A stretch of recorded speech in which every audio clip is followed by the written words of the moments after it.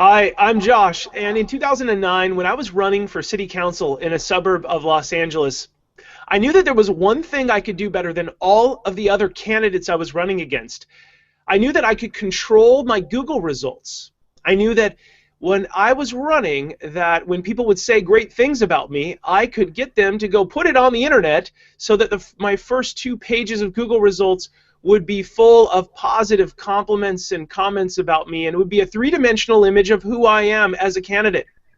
I then later realized that this isn't just for politicians, it works for businesses, professionals, and that's what we're here today to talk about. Now, I lost by only 350 votes to the incumbent mayor of the city, who's now become a dear friend of mine, and I learned how very powerful it is to make sure that your online reputation is something that you proactively and carefully manage. Now, I have some experts on the video with us today. I couldn't be more excited to interview them to get their tips on how you as a professional or a business can proactively manage your online reputation. Today we're talking about social media, maybe some blogs, and some customer service.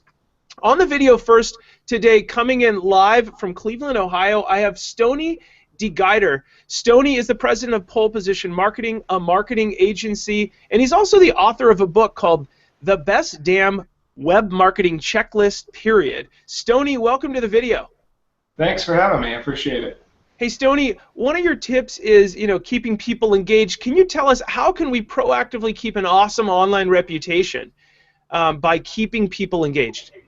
Yeah, I think one of the things about human nature is people tend to be critical or more critical towards people that they don't have a direct relationship with or don't even have any direct involvement with. And social media as an engagement platform allows you to really have more direct involvement with your audience, with your customers, with people who are interested in what you do and say.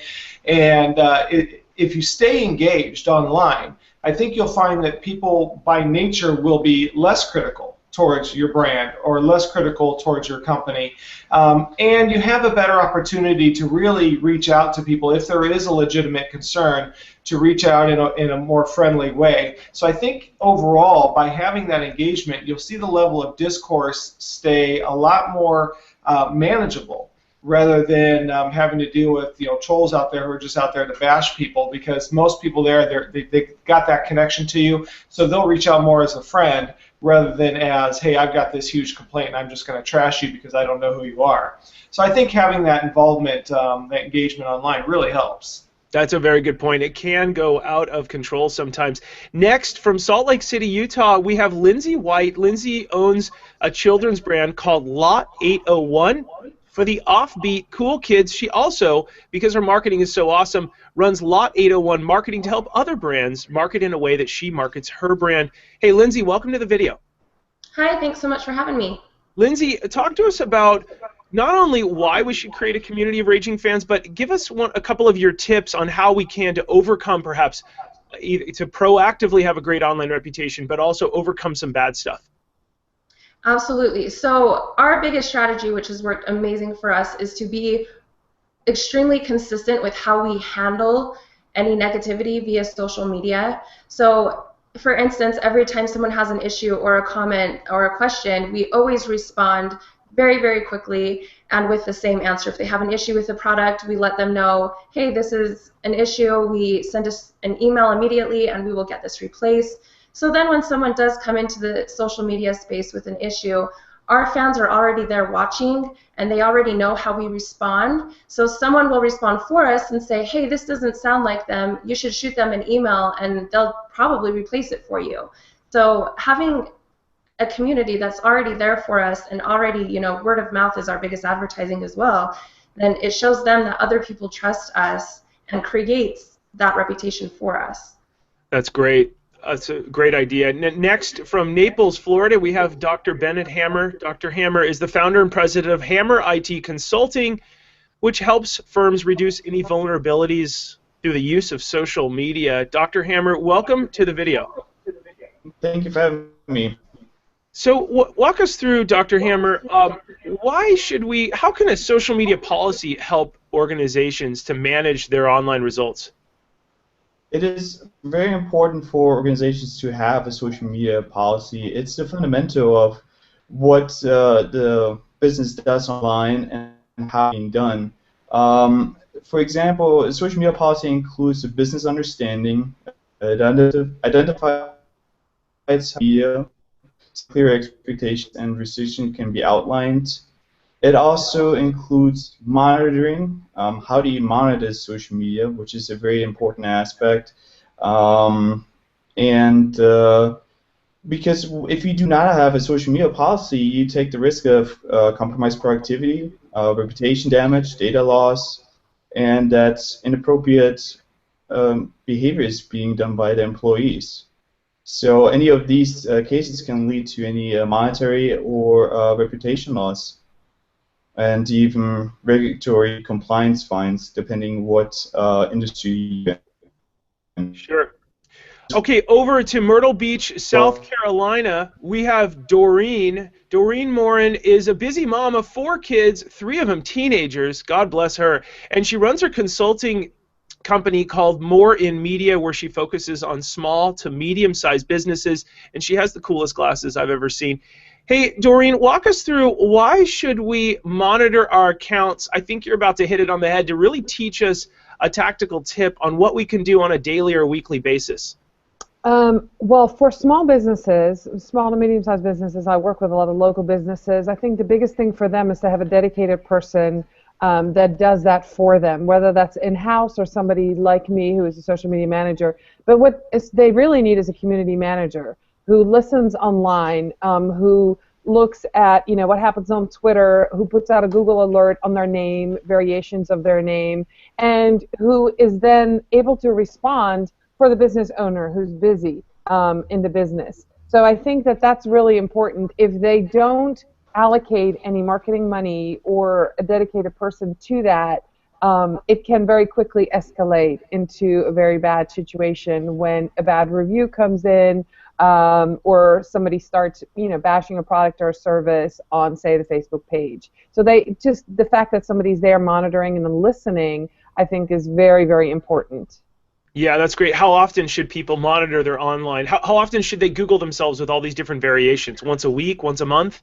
Well, I mean, if you have a Google alert out, you can get it sent to you as the alert comes in. I have it sent to me in a digest once a day. For businesses, I think if you Google yourself, you want to make sure that you're incognito, because if you're, we can Google that as well, how to do that. But that's a tip right there.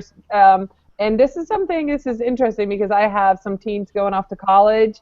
So I do this with my own children. It's personal branding as well as business branding. Make sure that you Google your name as well as your business. But I think often, if you're a business, at least once a week.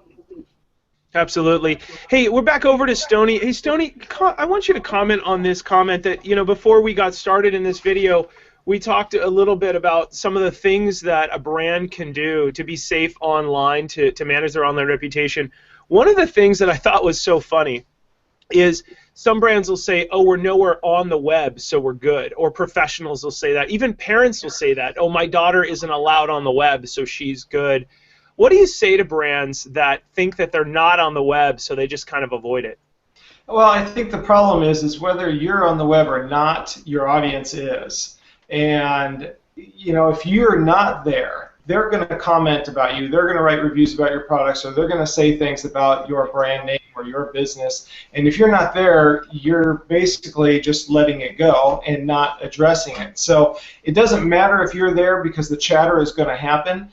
The best opportunity is for you to also be there so you can work with that, whether it's cleaning up messes that you're seeing that people are posting about, or just, like I said, engaging with your audience to build that relationship and not to let it, just be a blank voice out there where people are talking about you and, nobody's listening. Nobody likes to talk when nobody's listening. They'll go to brands that are listening. Yeah. Hey, Lindsay, we're back over to you now. What are your top 2 favorite networks to build a community of awesome fans? Instagram, absolutely, hands down, because especially now that they have video content's going to be the biggest thing this year.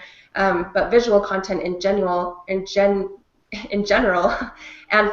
Facebook is always kind of a number one, but I think Instagram is pretty dang close to Facebook now, so if not overpassing it for brands. Yeah, and they're definitely owned by the same company, obviously. They have definitely integrations, which is terrific. Let's go back over to Doreen, and we're wrapping this up.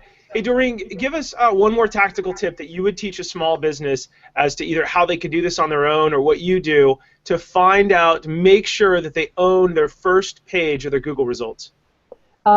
Get a bunch of social profiles. A lot of small businesses that I find are only on Facebook. So when I explain to them, if they make a Pinterest account, if they get a LinkedIn page, if they get Instagram, very quickly those get ranked in the search engine. So that is really a very quick way. And then of course, getting in the news, getting stories written about them, some PR, but a quick, basically free way to do it is get a bunch of social media profiles, bios, fill them out with the keywords, and that very quickly ranks you. That's a very good tactical tip. I want to thank all the experts we had on today's video. There is one tool that I wish that I had during politics, and we developed it here. When I was running for politics, I would search for myself every day, every other day, and it was exhausting. Doreen said, search for your name and the variations of your name, sometimes first and last, plus the city you're in or the school your student goes to or whatever. I thought, wouldn't it be cool if somebody would email me every day with a set of buttons that takes me to Google that auto deploys and fills out those formulas, if you will, that are very simple. Now you could Google, the Google alerts will email you, but only with new stuff. What is a brand going to see as they Google you the first time? So I developed a little tool with my staff called Footprint Friday. Every Friday it gives you a little Google Assistant email that says, here's all the buttons to manage your brand. There's a link below this video. Everybody that's watching it, it is free to join. It emails you, part of our newsletter, every Friday about 6 a.m. Pacific, and it sends you a bunch of buttons, and it goes to Google, and you can see the Google results that your brand, perhaps, or your customers or your clients, or those that want to work with you would see. I want to thank everybody for being on this today. I'm Josh Oakes. As always, you can visit MediaLeaders.com to learn more. Keep it light, bright, and polite. Thanks for watching today.